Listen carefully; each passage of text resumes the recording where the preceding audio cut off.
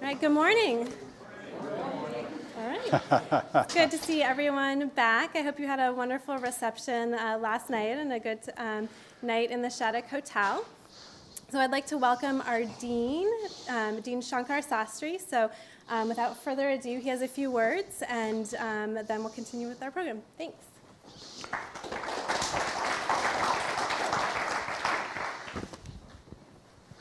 Let's see. It's great to see you all. So good morning and welcome to Berkeley. I'm glad you had the reception in the new digs that we have for the MEng class. You know, we acquired the space on the 11th floor, partly to keep the cohort together about the middle of this year. And I think you're going to be the first class that's going to have use of that space from the beginning. You know, it's not to say that you won't have spaces to work with on campus, but we thought it was important for you to have office space. You'd be together as a cohort and be able to work on projects together as a cohort, to be able to meet with industry partners and others as a cohort. So I'm glad you had that reception in the 11th floor space. So as Beth told you, I'm the Dean of Engineering here, and I hope that at the end of today's visit day, you'll gain an appreciation for how vital the Berkeley engineering community is. You know, I, like you, came here as a graduate student in 1977. I did leave periodically, but I've been here off and on for the last 30 plus years. And I can tell you that, you know, I've never seen the College of Engineering as revved up as I have in recent years. So I think you're coming to take a look at this engineering community at a particularly good time. I'm sure Jitendra plugged the rankings and all of that last night, so I'll stay out of that. I think it's, you know, you'll really enjoy being here. You know, the mood of engineering is really about, you know, we say three things about engineering: educating leaders, creating knowledge, and serving society. So it's, you know, you're part of the leadership curriculum. We really do focus on an engineering education which is aimed at providing you with leadership skills, technical, with no compromise on technical depth, and also with social and cultural values about serving society.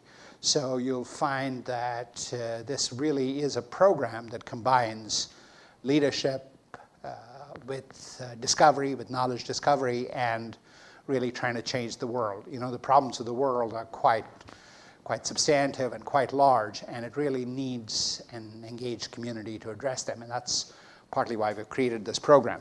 So the program, just to tell you a little bit about the program, and I think Fiona is going to give you a little bit more of a more in-depth introduction to the program. It's a one-year accelerated Master of Engineering degree program. It has taken us, it took us quite a few years to actually formulate the details of this program. This is the second year of the program, and I think you met a lot of people from the first year cohort last year. We got off to a bang with the new approvals and so on and so forth last year, and I think we've learned a lot in the first year. And of course, I think you'll be the beneficiaries of all that new knowledge. You know, the program is really, the first person that actually really plugged the program to us 7 years ago was Eric Schmidt, the then CEO of Google and now the executive chairman of Google. In fact, we honored Eric Schmidt as Alumnus of the Year. When was that? 10 days ago. You know, not this past Saturday, but the Saturday before that. And at the time, we reminded him that he had really encouraged us to start this Master of Engineering, and told him that, you know, it did take us 6 or 7 years to act on his advice and to convert it into the kind of curriculum that you see. But, you know, he and other people in the Engineering Advisory Board, the chair of the Engineering Advisory Board is Paul Jacobs, the CEO of Qualcomm. You know, the many influential people in industry who have actually influenced this program and who continue to influence this program. This afternoon, you'll also see, you know, there'll be Kim Polisi and Arthi Prabhakar in the last session this afternoon. They are two people who have also had a huge input into shaping this program. Arthi Prabhakar is just coming off a US VP of Venture Partnership, and she's been acting as an advisor to the Department of Energy. And Kim Polisi has been in software. She was the CEO of a software company called SpikeSource, which she sold recently, and she's got some other new gig, which I'm sure she'll tell you about this afternoon.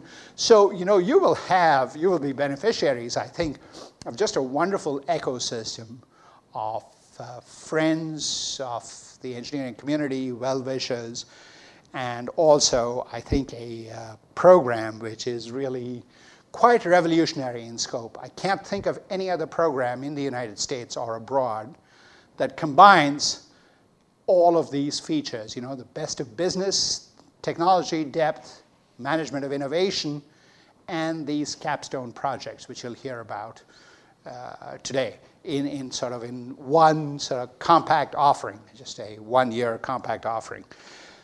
So the degree is a pretty intense experience. It combines coursework with technology depth and work in business innovation, management of innovation, a little bit about the elements of a business administration degree, which we call the leadership curriculum, along with ethics, all together. As students of this program, you'll all start and finish together.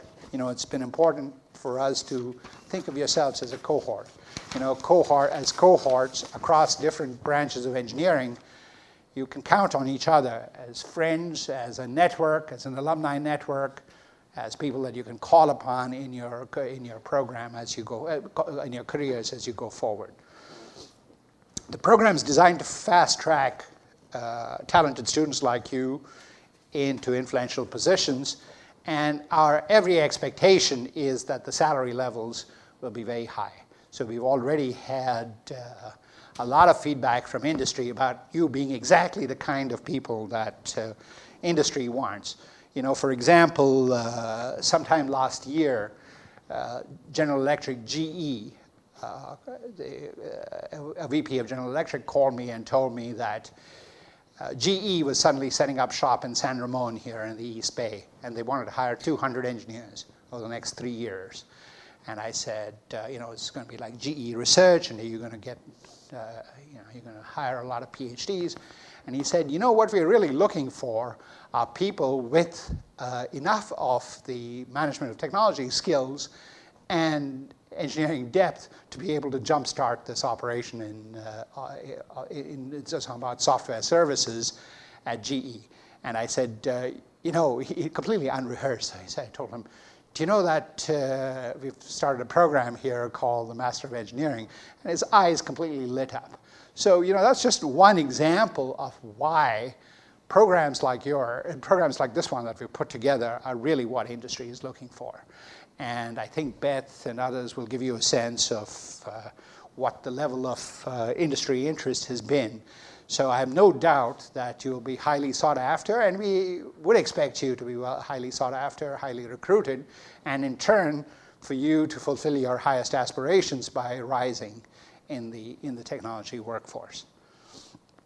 So all of you will complete a core leadership curriculum taught by our faculty, and we will combine faculty lectures with guest lecturers from industry and those with entrepreneurial experience. You know, that's the top of the T curriculum. And to give you a flavor of that top of the T curriculum, this morning you'll hear about a recent case study that Ikhlaq Sidhu, who's one of the professors that teaches the top of the T, will talk about Solyndra. You know, Solyndra has been in the press recently for investments by the federal government, and it's been the subject of testimony by Steve Chu and political football and all of that. But he'll give you sort of a more analytical view of what the lessons learned from Solyndra are, and that, you know, so this is an example of where there's technology, policy, what happens in the Silicon marketplace, what countries do to compete in the marketplace. So the full picture.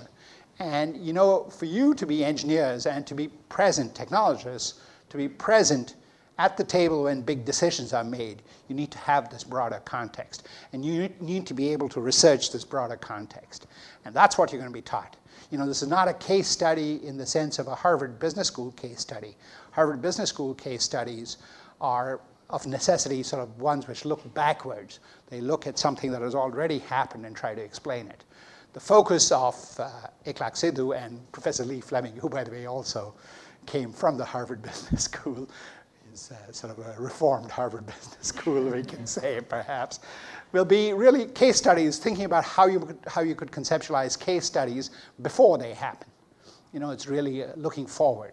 And that, I think, is what we mean by thinking about a leadership experience. So you'll be given a sense of how technology directions blend with business decisions, with business situations, and for you to be flexible and nimble in adapting your own decision processes, learning what is new on the technology horizon while you encounter these situations. So each of you, by the way, will have, as students in the MEng program, you'll have sort of two hats. One is as a member of the department. The MEng degrees that will be awarded in these departments. Each one of the departments is participating in the MEng. Each one of the 7 departments in the College of Engineering. Bioengineering, Civil and Environmental Engineering, ECS, Material Science, Mechanical Engineering, Nuclear Engineering, and Industrial Engineering and Operations Research, big cohort that, in fact, that's the department that had a great deal to do with setting this up. So, you'll certainly have a foot in that department. You'll also have a foot in the Fung Institute, in the leadership curriculum, and the capstone courses. And in some ways, you get pretty intense levels of advice. You'll get advice from Professor Fleming and Professor Sidhu and Beth. You'll get advice from the graduate advisors in each department, graduate professors who supervise your capstone project in the departments. So sort of 2 of everything. I think that while this experience sounds intense, I think Beth has done a fabulous job in working with the departments to meld all of these. Many of the faculty who will be teaching these courses will be here with us today, and I'll encourage you to seek them out and ask any questions that you may have in addition to this thing. A little bit more about this hands-on integrative capstone project. This is really one of the features it's a pretty important new feature of this MEng. The top of the T is the leadership curriculum. The leg of the T is the technical depth. What connects the two is this industry-oriented group capstone project. And we are really encouraging people to work in groups of 3 to 5. I think you can do a little less than 3 and more than 5, et cetera, based on what the size and scope of the project is. But it's important for you to sort of pick those projects. The faculty have put out a large number of projects for you to choose from.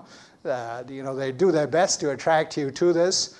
I don't remember what the statistics are this year, but people will show you. But last year, there were far more projects than there were takers after, and Professor Mullick probably told you about this wonderful algorithm he has for getting you to bid on your preferences and then forming teams and so on and so forth. It's been a wonderful experience so far. And as far as I know, the vast majority of these projects have already begun to have impact, not only here, but in the companies that have interest in them. So so please think about engaging in these problems, taking a look at what problems interest you, and getting this done early. And there'll be a whole session on capstone projects this afternoon where they'll tell you about this. This really is one of the unique features of this program. When we put this program together, leaders in corporate and other organizations told us how hungry they are for people who understand the innovation process and who have the people skills to lead interdisciplinary teams. So please remember that while you do this, a lot of what you do is to be able to articulate why you believe that certain kinds of technology, certain kinds of innovation are going to change the world. And that's what people are hungry for. They need people to be able to explain why one ought to invest in a certain point of view. And so these capstone projects are the training ground for you to learn to be able to articulate why certain things should be done. So please use those capstone projects as a time for you to work as teams. And by the way, we really made these capstone projects team projects because we feel that with the complexity of the kinds of problems people are called upon to solve in industry or even in government, it's very hard for people to work by themselves. It's really important to try to understand how you work in a team, the strengths and possibly the weaknesses of other parts of the team, to try to understand how to divide labor amongst yourselves, to learn how to resolve conflict, to be able to convince other members of your team about how to come together. These are all integral parts of this capstone experience. And it's expressly designed. And when you say leadership, so these are the kinds of things that come together. You're a pretty selective cohort. You know, people around you in your team are all going to be stars. They're all going to come with different backgrounds, with different experiences. And so I think that it's really up to you. And of course, you'll have a lot of faculty help in guiding it. You'll have industry mentors helping you to really gel together teams as you go forward. And that's part of the learning experience. And I think our early experience has been that people come out much the richer for having this level of interaction. So that's, in a nutshell, sort of the 60,000-foot view of where we are going with the Master of Engineering program. I'd like to welcome the Executive Associate Dean of the college, Fiona Doyle, to give you a few more remarks about the program, and I'd like to welcome her. Fiona. Thank you.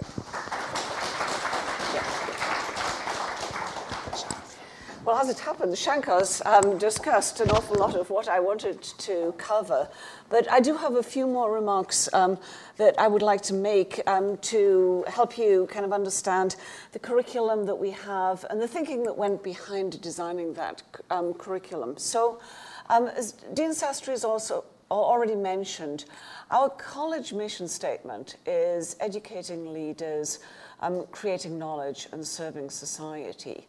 And I've talked extensively to prospective undergraduates about the leadership and discussed the fact that we know historically that Berkeley engineers emerge as leaders.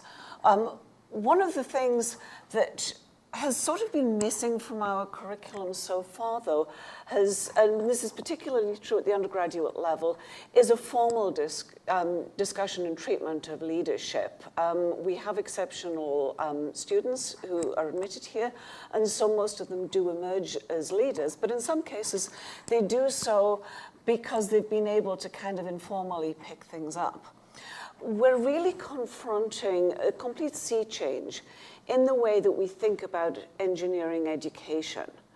Now, with the internet and search engines, you have at your fingertips all the information that you're ever going to need.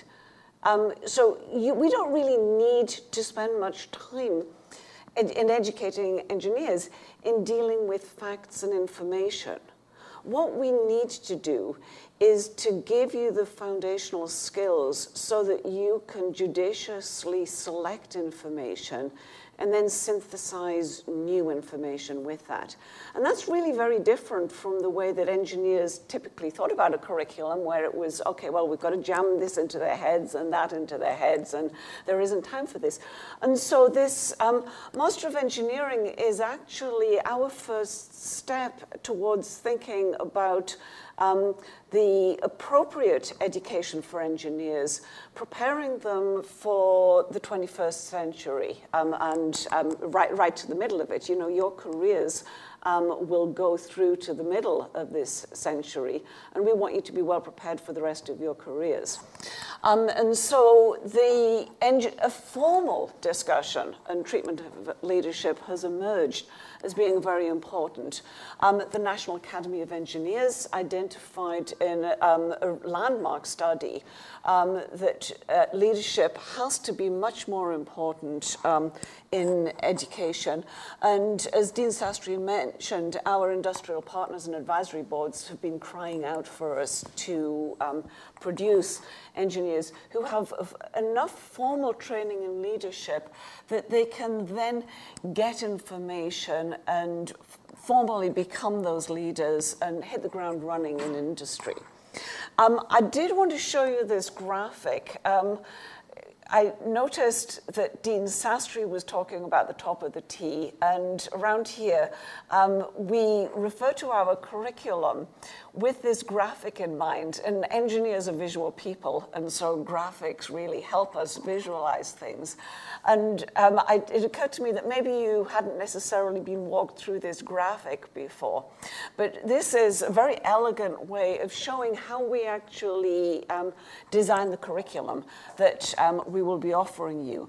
And so as a Master of Engineering program, the foundation, oops, that was the wrong thing. The foundation is this upright of the T, and this is the technical specialization which you will be getting. So each of you has been admitted into a department in a particular track, and you would be taking 12 units, which generally corresponds to 4 technical courses, very intensive graduate level courses that will get you up to a graduate level in the area that you're studying.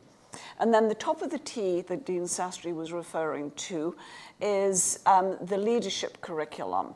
And that's a very, very strong component of the program. But the capstone project, which joins the two, truly does integrate those different components of the curriculum. I'm currently leading a capstone project, and I'm providing with my co-advisor on the project, we're providing more of the technical input to it, and the students are also taking classes and being directed on some of the more managerial strategy and innovation concepts that they're putting into their projects. And I can tell you that I am completely blown away by the quality of work that the team that I'm working with is doing. It is astonishing to me how much they have done in relatively short period of time, how well they're working as a team and how much I've seen them grow over this time. It really is quite remarkable. So I'm a huge fan of it. So the way that our course curriculum is set up is that you would be taking 12 units each semester. And for those of you who are international students, this is the magic number that counts you as a full-time student for visa purposes. So this sort of organization isn't accidental. It's fairly balanced with a lot of hard work. This is a program for folks who want to roll up their sleeves and learn a huge amount in a year. It's intensive, but you can look at it as being an incredible opportunity. You're probably aware of the different concentrations. As Dean Sastry said, our programs are all represented here. In some cases, there's a single concentration. In other cases, there are various different concentrations that are offered, building on some of the different specializations within the department. The capstone projects you've been hearing a lot about, you'll be hearing more about. These are just some samples of projects that people have been doing this year.